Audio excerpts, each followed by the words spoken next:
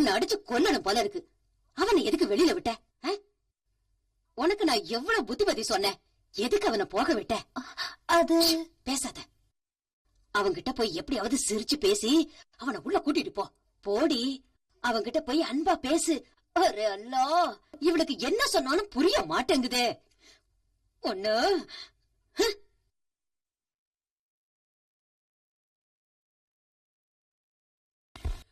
ரமேஷ், ரமேஷ், எப்ப வந்த? ஏன் கதவு தட்டல? ரொம்ப லேட் ஆயிடுச்சுமா. ஜீப்ல சரக்கு எடுத்துட்டு போனேன். ஜீப் ரிப்பேர் ஆயிடுச்சு. அப்புறம் சரி பண்ணிட்டாங்க. இல்ல சரி பண்ணல. அப்புறம் ஒரு லாரியை பிடிச்ச, அது இங்க வந்து சேர்றதுக்கு மணி 4 ஆயிடுச்சு. அந்த நேரத்துல உங்களை எழுப்பினா தூக்கம் கெடுமேன்னு விட்டுட்டேன். லேக்காங்கம்மா. நீ வருவேன்னு நினைச்சு அவ பாதி ராத்திரி வரைக்கும் கேட்டுக்கிட்டே நின்னுகிட்டு இருந்தா. காத்திருந்து காத்திருந்து இப்பதான் போனா.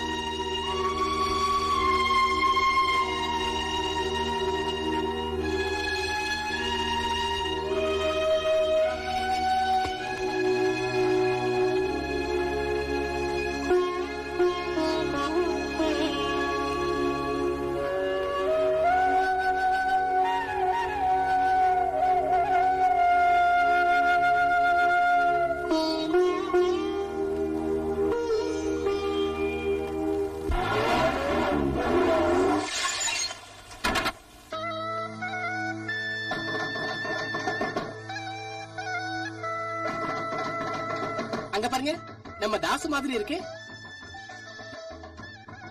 ஆமா தாஸ் தான். டிரைவர், கார் வாடகை எவ்வளவுப்பா? 100 ரூபாய். நான் 200 ரூபாய் தரேன். 100 ரூபாய் சும்மா வச்சுக்க. ஏன்னா நான் இப்ப பழைய ஏழை தாஸ் இல்ல, நான் இப்ப பணக்காரன். டேய் வாடகை. இதே ஏரியால 2 ஏக்கர் நிலத்தால நான் ஒரு பெரிய சூப்பர் மார்க்கெட் திறக்க போறேன். திறந்தே தீருவேன். தாஸ் இங்க வா.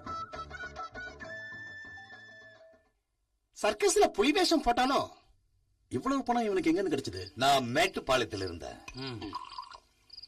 அங்க முத்து மாதிரி கவுண்டர், ரொம்ப தங்கமான மனுஷன். அந்த ஆளு வட்டிக்கு பணம் கொடுப்பாரு. யாருக்கு? யாருக்கு இல்லையா, வட்டி. வட்டினா வட்டிக்கு பணம் கொடுப்பாரு. யாராவது பணம் கொடுக்காம ஏமாத்தினா அவர் என்ன கூப்பிடுவாரு? ராசப்பா. அப்படிதான் அவர் என்ன கூப்பிடுவாரு.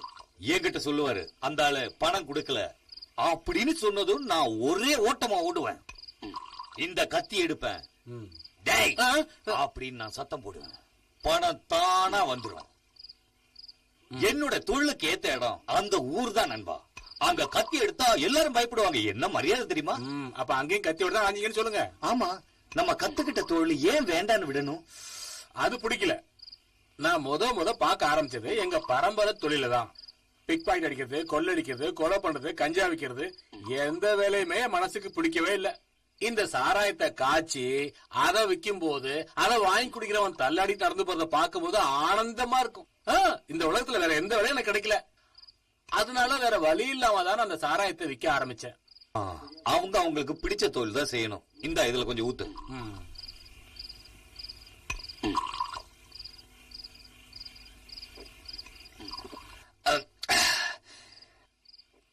அன்னைக்கு நீ சொன்னதை நான் செஞ்சிருக்கணும். உங்ககிட்ட பணம் வாங்கினேன்னு தவிர நான் ரமேஷ கொல்லல. அதெல்லாம் இருக்கட்டும், நீங்க ஏன் அவனை திருப்பி அடிக்கவே இல்ல? அதுக்கப்புறம் அவன் என்ன பொண்ணு பார்க்க கூட்டிட்டு போனான். ஆனா நடக்கல. உனக்கு தெரியுமா, காலையில அடிதடி தகராறு எல்லாம் முடிச்சிட்டு ராத்திரியில கொஞ்சம் மன நிம்மதிக்காக அந்த ஊர்ல இருக்கிற பாலத்து மேல நான் ஏறி படுத்துப்பேன். தினந்தோறும் அந்த பொண்ணோட முகம் தான் என் மனசுல தெரியும். எனக்கு அவளை கல்யாணம் பண்ணணும். அதுக்கு தேவையான பணத்தோட நான் வந்திருக்கேன். நீ என் ஆளா இருந்து அது நடத்தி வைக்கணும். எனக்கு வேற யாரும் இல்ல நலசிவம். ஒரு ரவுடி அழுவலாமா? ஐய சொன்னா கேளு. வேணாம்.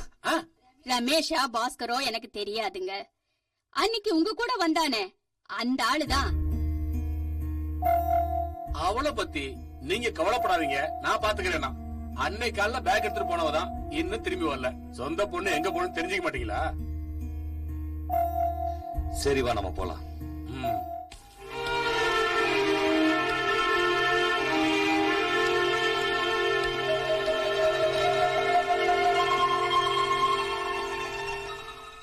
அப்ப அந்த பொண்ண வச்சிருக்கான் ரகசியமா. இல்லாதும் பொல்லாதும் சொல்லி கடைசியில அவளை அவன் சொந்தமாக்கிக்கிட்டான். அவனை கொன்னு குழி வெட்டிட்டு தான் நான் இங்கிருந்து போவேன். தாஸ், அவசரப்பட்டு எந்த முடிவும் எடுக்காத. இந்த ஊர்ல அவ இல்லன்னா வேற எங்க தங்க வச்சிருப்பான்? செவ்வாய் கிரகத்துல இருந்தாலும் அதை நான் கண்டுபிடிப்பேன். அவ்வளவு தூரம் போயிருக்க மாட்டான். டவுன்ல அவனுக்கு தெரிஞ்ச ஃப்ரெண்ட்ஸ் எல்லாம் இருக்காங்க. நீ என் கூட வா, நம்ம விசாரிச்சு பார்க்கலாம்.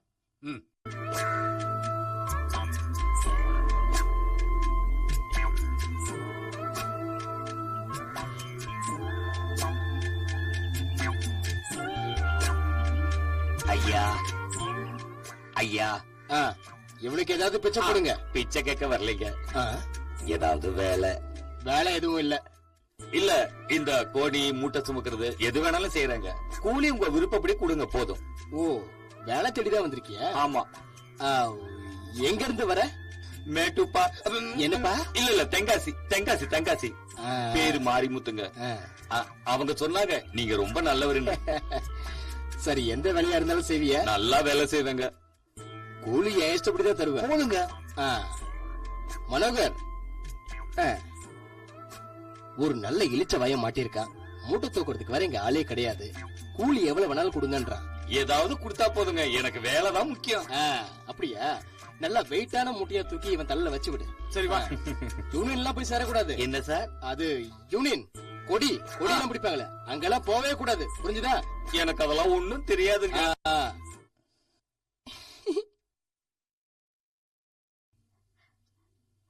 அவங்க வீட்டு கல்யாணத்துக்கு உங்களை நேரா கூப்பிட வந்திருக்காங்க. இதெல்லாம் எதுக்கு? நீங்க சொன்னாலே போதும், நாங்க வந்துருவோம்ல. ஆமாங்க, நீங்க எனக்கு பட்டு புடவை வாங்கினீங்களாமே, இவங்க தான் சொன்னாங்க. ஆமா, நான் பட்டு புடவை வாங்கினேன். ஆனா அதை திருப்பி கொடுத்தது அவங்களுக்கு தெரியாது இல்ல. திருப்பி கொடுத்துட்டீங்களா? கொடுத்துட்டேன். வாங்கினதுக்கு அப்புறம் தான் உனக்கு பட்டு புடவை அவ்வளவா பிடிக்காதுன்னு ஞாபகத்துக்கு வந்தது. ஐயோ, அந்த புடவை இருந்தா இப்ப கல்யாணத்துக்கு கட்டிட்டு வரலாமே. அவளுக்கு பிடிக்காது இல்ல, அதான் வாங்கிட்டு வரல. இல்ல, டீச்சருக்கு குடிக்க தண்ணி எடுத்து எனக்கு டீ கொடு. இல்ல, எனக்கு டீ கொடுத்துட்டு அவங்களுக்கு குடிக்க தண்ணி எடுத்து.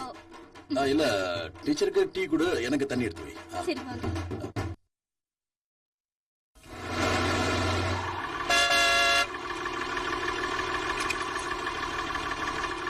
ஹசன் பாய், இந்த லெட்டர் ரமேஷ் அண்ணங்கிட்ட கொடுக்க சொன்னார்.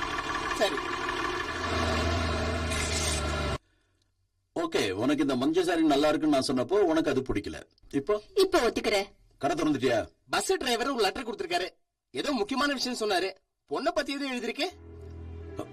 பொண்ணா? யார் பொண்ணு? எந்த பொண்ணு?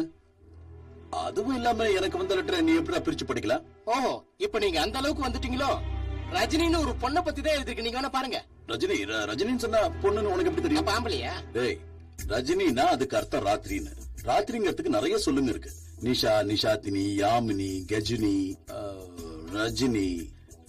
நீ ரஜினிகாந்த் தான் கேள்விப்பட்டிருக்கியா? அது என்னது? ராத்திரியில் மனம் வீசுகின்ற பூ. புரியுதா? இப்ப புரிஞ்சிருச்சு. ராத்திரியில் நடக்கிற விஷயத்த பத்தி பேசுறது இந்த லெட்டர் வந்திருக்கோம்.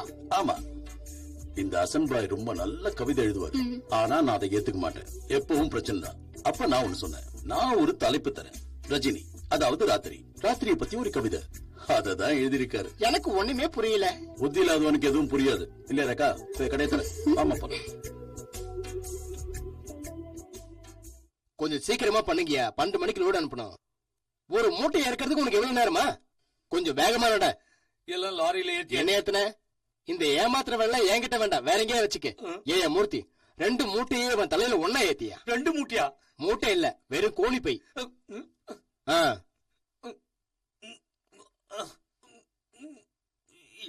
எங்க போற? நில்லு. இது போதுங்க. போதுமாவா? அதையும் திக்கு வைங்கயா. யாரு திக்கு வை. குனிஞ்சு கேட்டு என்ன கொன்றாதீங்க. நட நட, பொறுமையா பாத்து. சம்பளமே வாங்காம வேலை செய்யறவன் இவன் ஒருத்தவனாதான் இருக்கும்.